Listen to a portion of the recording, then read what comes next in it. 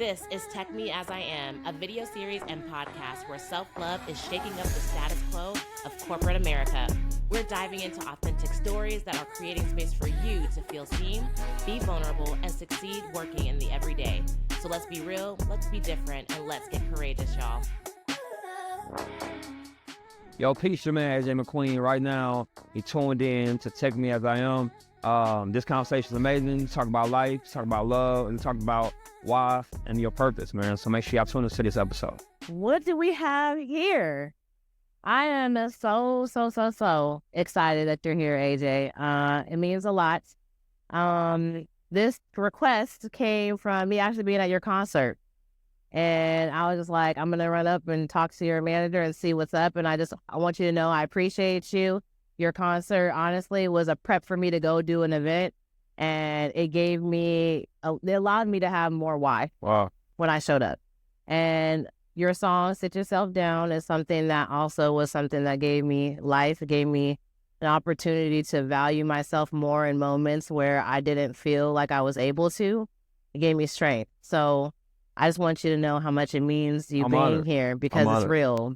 Thank you. I'm glad that that's the goal. You know, if it's not doing that, then it's not doing nothing. You know what I mean? So yeah, I'm glad that I could be that vessel, and I'm glad that you resonate with the music. Yeah. So we're gonna dive in. Tech Me As I Am is a platform for us to be able to be vulnerable and create space. And you are a musician and artist. You know, you're putting stuff out in the world that makes it where people can have something to lean on, especially in the workplace, like what I did. So I want to first learn a little bit more where your song came from, right? Because I have a part in there where it's like, you know, I'm working on myself, phones on D&D, I'm working on me, and, there was a part in there where you were talking about how, like, you couldn't call off, I'm calling off for me type it, So talk to me a little bit, like, where did that come from, the energy from that song? I am a avid journal writer. Like I write my journal. I have so many journals. Like I'm talking about they can stack up. Really? You know what I mean? So a lot of my music comes from a journal entry. You know what I'm saying? I just believe in like, just expressing yourself, especially as a man, you know what I mean? Finding a space and the wrinkle of time between vulnerability and expression. And so I'm always writing my journal. So that actually started off as a journal entry. Really? How's your heart? How you feeling today? What's your capacities for humans? What's your ceiling today? That was me asking myself question. Wow. So then it just, turned into a song. So I was just in a introspective place. You know what I'm saying? That day was heavy. I remember that day. That day was heavy for me. So, and I believe in alchemy. You know what I'm saying? I believe in the power of the tongue. You know what I'm saying? I believe the things that you say, and I believe that you are whoever you are when you are alone. That's who you really are. When there's no outside influence. All right. The space and time where you wake up and your conscious and your subconscious are switching positions, that little time, it's the most authentic, rawest time. And if you can capture it, it's like capture lightning. I capture that. And in that song, that was just me capturing that, and that's how I felt. Wow.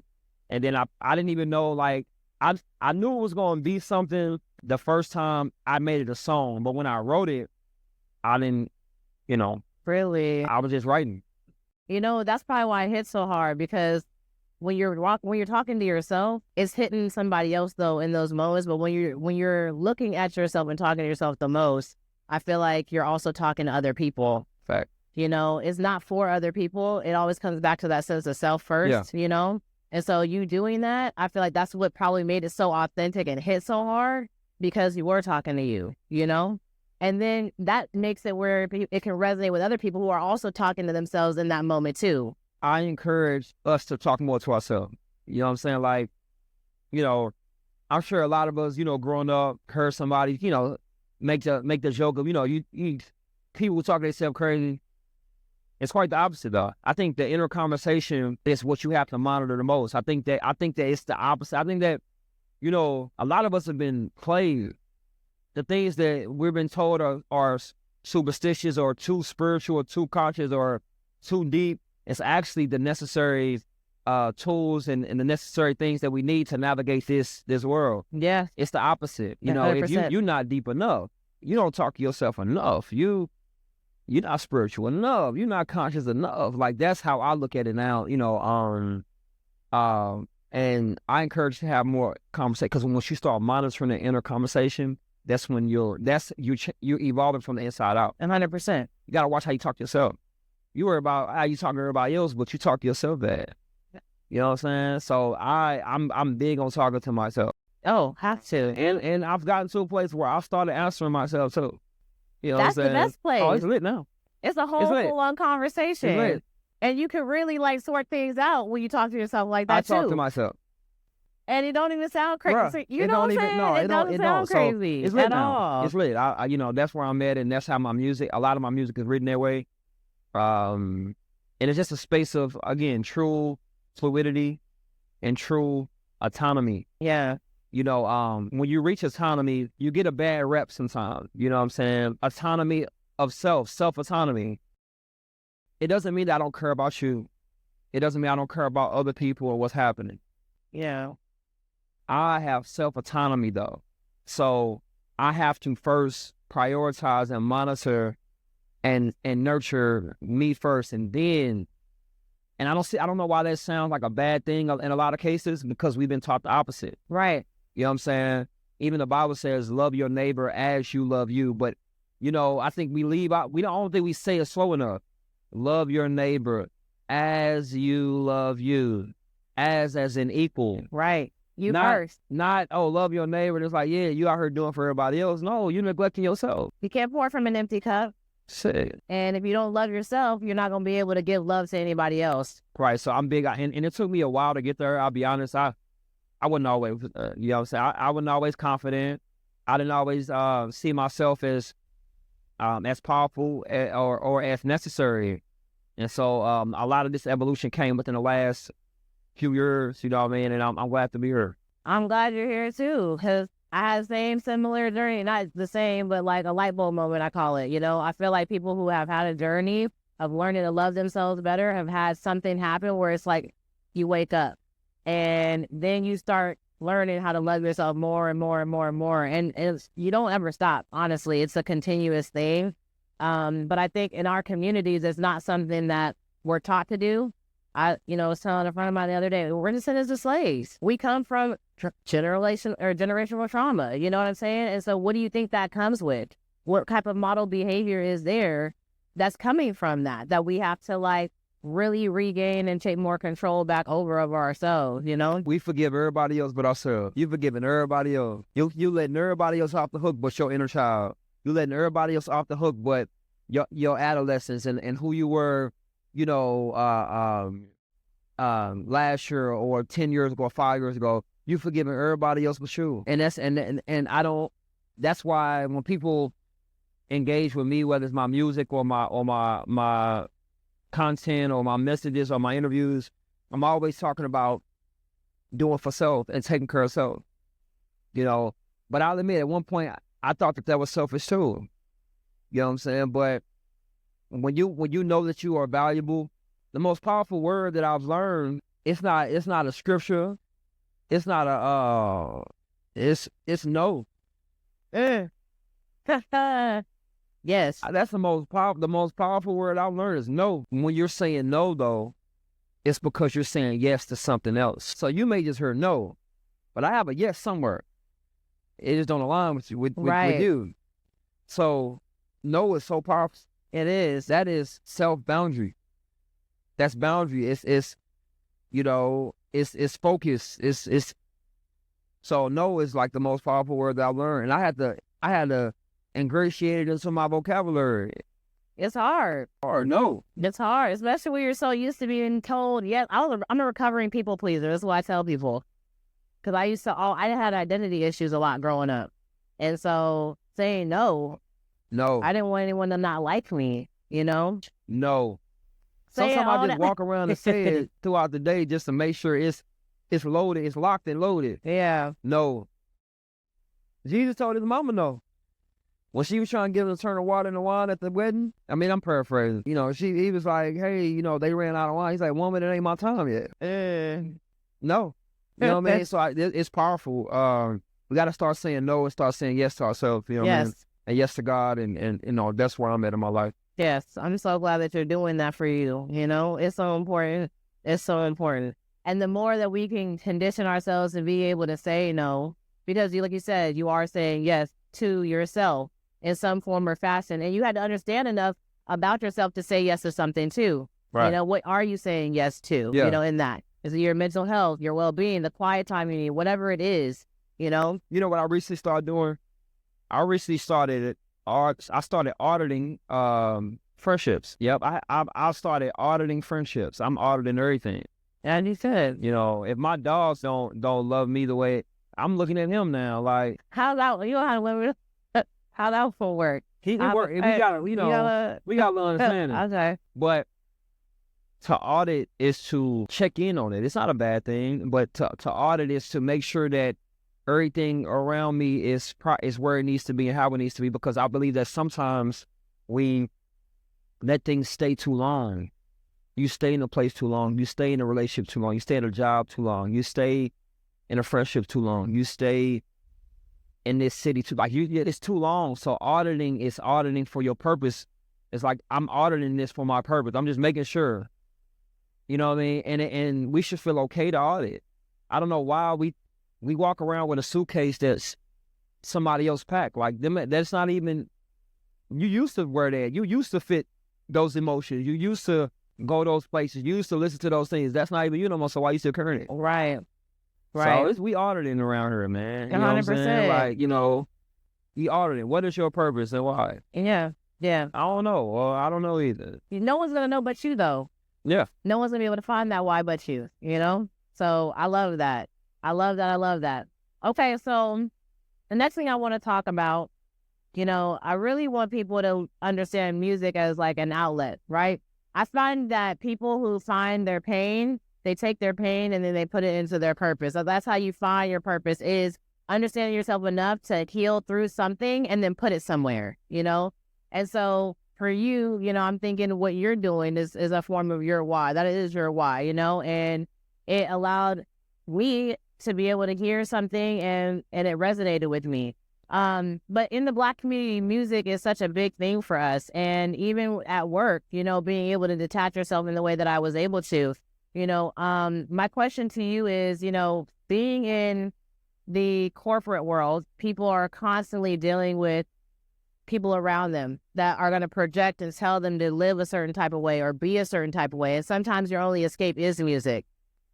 I'm curious to know, like, your perspective of like what you think. I don't know if you ever worked in like the 9 to 5 or just always been like, so what was it like for you in those times? Like, you know, were you like not aware of who you were in those moments? Like, can you talk to us a little bit about that? No, it's quite the opposite. Like, I've always had a strong sense of self. You know, even when I look back on my childhood, like, I just always, I don't know, like even when I was a child, certain things that would happen, I knew that I knew what I could involve myself in and what I couldn't, because I always had a strong sense of self. You know, now getting into adulthood, you know, hey, my last job, I worked at an insurance company, health insurance, life insurance, things like that. I worked customer service, and I used to answer the phone. Thank you for calling Manhattan Life. This is AJ McQueen. How can I help you? And I used to just do my job. And where my floor was at the 6th floor of the building. In between calls, I used to take breaks and I used to go to the window just to look out. And I used to always tell my coworkers, I'm supposed to be out there. And you get some that start laughing like, you know, boy, sit down, answer that phone. But I'm like, I'm supposed to be outside. But it's, you know, it's finding the balance and the harmony rather between purpose and responsibility, you know, purpose and you know, being an adult, and purpose and doing what you have to do, you know. And I would be in my cubicle writing still though. I would be there planning. I got sticky notes all over the place and all that, you know what I mean? So delay is not a no, right? Like delay is not denial. You know what I'm saying? Like though you may delay, don't detour. And I think that is what I was able to find, that harmony between that. And I never forget, I went to my supervisor, and I was like, yeah, they hated me up there. I ain't gonna lie. Now I think about it, I'm the worst coworker. I'm the worst coworker. It just hit me right now. I'm horrible. I'm impossible. Why? Because I would walk in there like I own the place. Oh God. I would go up in there. I never forget, we had a company like Thanksgiving thing, and they would lay out tables on like the first floor. There would be like 7 tables, and I never forget, like you go through line, you get your food, and I went to a table, and a coworker was like, "You can't sit there." I said, "Why?" They said, "That's for like the bosses, and that's for like the CEOs, like the owner of the company." You said there, didn't you? Hell yeah. You said it was for the bosses. Right. I am a boss. Right. I may not be your boss, but I'm a boss. So I sat there, and everybody looking at me crazy. And then they came, and they sat right next to me. We started talking. Really? And everybody from that day forward, people looked at me like, and I would just always had that energy of purpose, though. Honestly, you know what I mean? Like, and that's what I encourage us to do as we try to find. Not everybody has that luxury. Yeah. Life is different for people, right? Yeah. To be able to find a space and where you can operate, and some people have kids. Some people some people are the person that takes care of their family. Some people are the breadwinner. So you may not be able to throw caution to the wind and go out there and do all that. But though you may delay, don't detour. Like, stay true to your purpose. Always chip away at it. If you own a clock, still write, plan, think, whatever. I wrote my first book when I was in college. I was working in financial aid, and I worked right in the front where everybody could see me. And when that line in between students coming in there, I was writing my first book. Really? Because it was always in you. It was always there. And the thing is, it's always in all of us. So yeah, it may be a little buried, you know what I'm saying? But sometimes the deepest diamonds are the most expensive, you know what I mean? So, continue to try to find that. And music for me is art. People ask me all the time, "You want to be the greatest rapper all the time?" No, I want to be the greatest writer. Like I'm a writer at heart. Like I write. I'm a poet. Yeah. Everything's poetry to me. I'm a walking love Jones. I am. Everything poetry. Wow. You know what I'm saying? So I knew that I wasn't gonna be in a 9-to-5 long, though. I knew it. But you have to be willing to see it first. So yeah. You gotta be delusional. I'm delusional. I literally just said that the other day. Consistently delusional too. I am delusional. I'm so glad you said it. He said it. I'm delusional. Listen, I see it, I act like it. Why you walk with your chest out? What do you mean? Right. You know what I'm saying? Like, why do you... I'm talking when I had nothing. I still seen it all. A lot of the stuff that I'm doing now is because I'm just carrying out the thoughts that I already have. You already manifested it. You have to establish your own mental conduct. Don't adopt the conduct of somebody else. You have to establish your own. How do you think? Yeah. You know what I'm saying? And then I believe once you establish your own mental conduct, it's easy to find your tribe and people because you have the conduct in your mind and you start to see the other people that have a similar conduct. Yeah. You know what I mean? Yeah. But I'm delusional, though. Me too. Me too. It's always impossible to somebody do it. Somebody got to do it, though. It's always crazy to somebody do it. I quit my job. I betted on myself. So you just got up, you was like, I'm done. And then you just went, man. I did. Wow. And I hit rock bottom the first time. I ain't gonna lie. Look, don't do it how I did it. Have a little of a plan, but I needed to. That it started to affect my mental health, though. Yeah. Truly. Like, the feeling of that the world is moving and you're not, doing what you got to do. Yeah. And I think a lot of people deal with that. You know what I mean? They may not know how to articulate. A lot of people deal with that feeling of like, man, like, am I, like, like my why? Like, why? Like, what does this mean? Yeah. You know what I mean? But I believe you have to get around other people that's sure there. Yeah.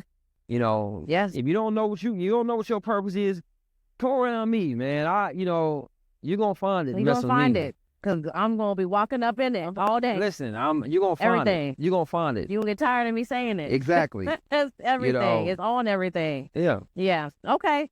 So we're going to have to do a little exercise here. We're talking about it. So we're going to get these little pens. What we're going to do is, you have your cards here. Oh, yeah. We got an activity that we're doing. So we're going to get 2 minutes, a 2-minute timer to write some bars, put something out there, and then we're going to compare and hear what each other had to say in the 2 minutes.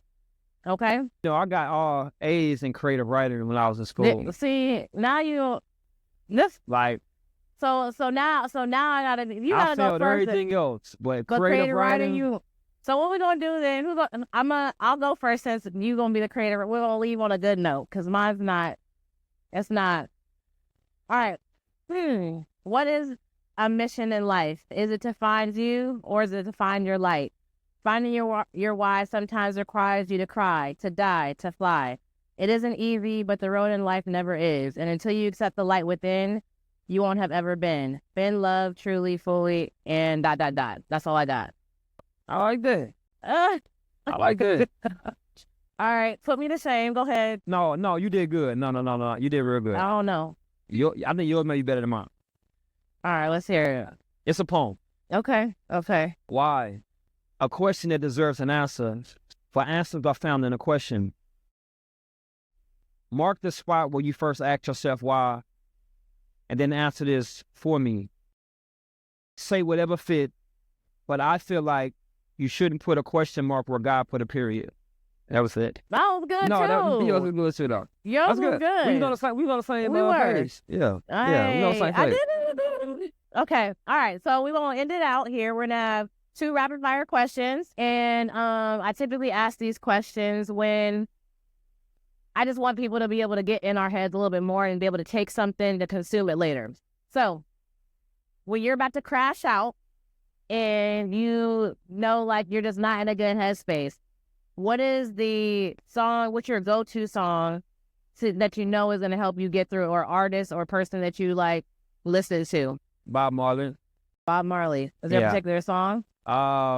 Anything Bob Marley. Natural Mystic, roots rock, reggae, like just reggae music more so, you know what I'm saying? Okay. Reggae music. I'm a roster, so, like reggae music is literally the tune of my energy. So my mother crash out. You know what I'm saying? Bob Marley? Yeah, it used to be Waka Flocka. Really? And then I used to go through with the crash. What? I pass on the crash right now. That rhyme. So I pass on the crash. Hey, that's enough. Reggae music. That's a shirt too. Mm-hmm. Pass on the crash. Yeah. Shirt, a bud, baby. Pass on the crash. Yeah. Yeah. Okay. And then the last thing is a book or something that has changed your life. Maybe it might be a podcast, but I typically like books to like people to be able to go out and like actually read something, have something tangible. They should pay me royalties for the amount of times that I promote this book.